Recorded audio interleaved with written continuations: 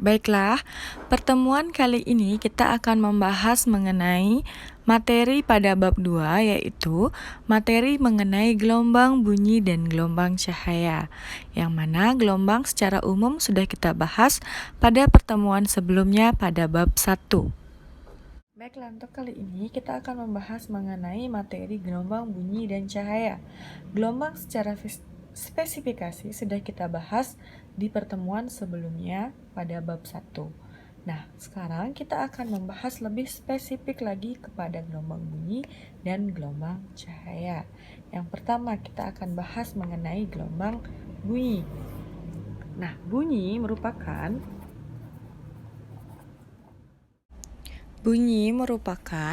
sesuatu yang dihasilkan dari suatu getaran, di mana bunyi merupakan bagian dari gelombang longitudinal.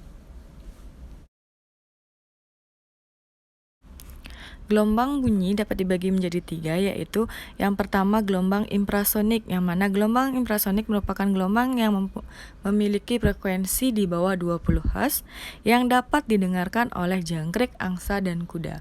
Yang kedua adalah gelombang audiosonik, yang mana gelombang audiosonik memiliki rentan frekuensi dari 20 Hz hingga 20.000 Hz, dengan yang dapat mendengarkannya adalah manusia dan sebagainya.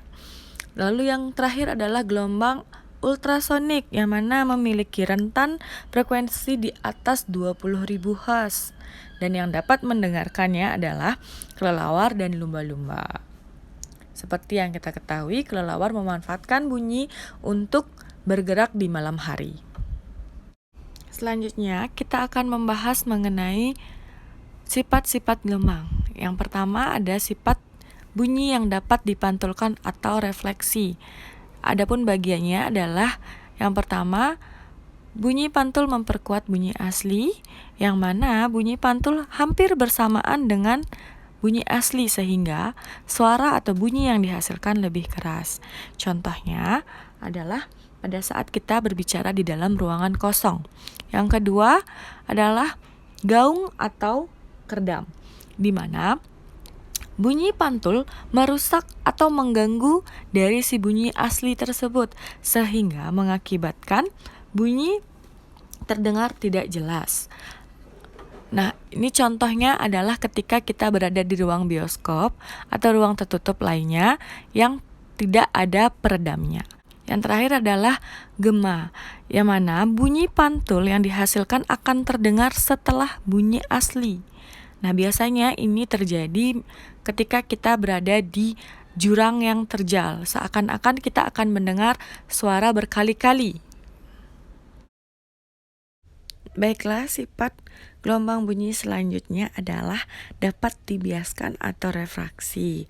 Refraksi sendiri merupakan pembelokan arah lintasan gelombang setelah melewati bidang batas antara dua medium yang berbeda.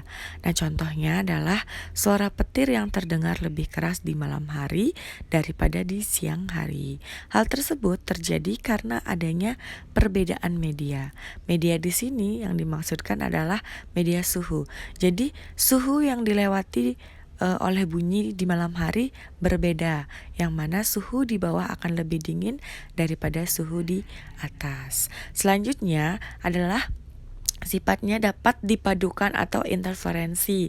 Nah, sifat ini merupakan sampainya dua buah sumber bunyi yang koheren ke telinga kita. Contohnya adalah pada pengeras suara. Pada pengeras suara kita akan mendengar, apalagi kalau kalian mendengarkan live musik dalam konser, kalian akan mendengarkan suara dari berbagai arah. Namun suara yang kita dengarkan adalah suara yang dari satu sumber. Selanjutnya yaitu sifat gelombang bunyi yang dapat dilenturkan atau difraksi, yaitu peristiwa pelenturan gelombang bunyi ketika melewati suatu celah sempit. Contohnya adalah ketika kita berada di dalam kelas. Sering kita mendapatkan gangguan dari luar, mendengar suara-suara atau keributan dari luar kelas. Nah, karena itu merupakan sifat dari gelombang bunyi yang dapat dilenturkan melewati celah-celah kecil. Baiklah, selanjutnya kita akan membahas mengenai intensitas gelombang bunyi. Intensitas gelombang bunyi merupakan besarnya energi bunyi tiap satuan waktu dan tiap satuan luas. Dalam artian berarti daya per satuan luas. Nah, untuk yang selanjutnya, bila sumber bunyi berbentuk sumber titik, berarti jika sumber bunyinya berbentuk sebuah dimensi sumber kecil yang membentuk sebuah lingkaran, maka itu bisa disebut dengan gelombang bunyi yang memiliki sifat sferis atau gelombang sferis. Nah, jika gelombang sferis, maka persamaannya akan berubah menjadi I sama dengan P per 4Pi R kuadrat. Nah, selanjutnya kita bahas mengenai taraf intensitas bunyi. Untuk taraf intensitas bunyi adalah logaritma perbandingan intensitas bunyi dengan harga ambang pendengaran. Harga ambang pendengaran sudah menjadi tetapan, yaitu sebesar 10 pangkat minus 12 watt per meter kuadrat, bukan Weber. Next, kita bahas mengenai layangan bunyi atau yang biasa disebut interferensi dua getaran harmonis yang sama arah getarnya, tetapi memiliki perbedaan frekuensi yang kecil. Baiklah, selanjutnya kita akan membahas mengenai efek Doppler. Nanti setelah ini kalian bisa melihat gambar atau contoh dalam kehidupan sehari-hari mengenai efek Doppler. Bisa dilihat di gambar. Ini merupakan efek Doppler ini merupakan peristiwa berubahnya harga frekuensi bunyi yang diterima oleh pendengar dari sumber bunyi. Nah, dari frekuensi awal, ketika bisa kalian lihat di gambar, jika misalkan mobil yang bersirine itu mulai mendekati kita, maka kita akan mendengarkan suaranya yang akan semakin keras dan semakin keras. Namun ketika dia mulai melewati kita, mulai suaranya di sekitar kita mulai stabil suaranya, namun ketika dia sudah melewati kita, suaranya akan semakin mengecil. Frekuensi suara yang kita terima akan semakin kecil. Saat dia mendekat, frekuensi suara yang kita terima makin membesar.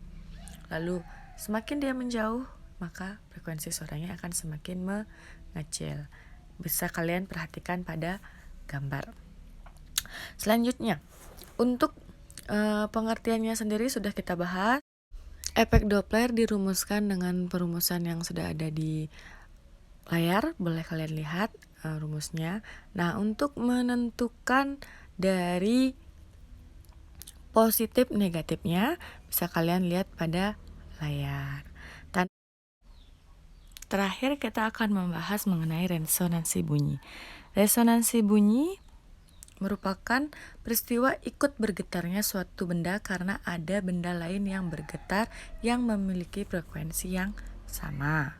Nah, untuk perumusannya bisa kalian lihat di layar.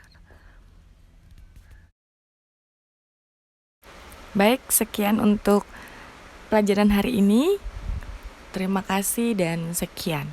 Selamat belajar.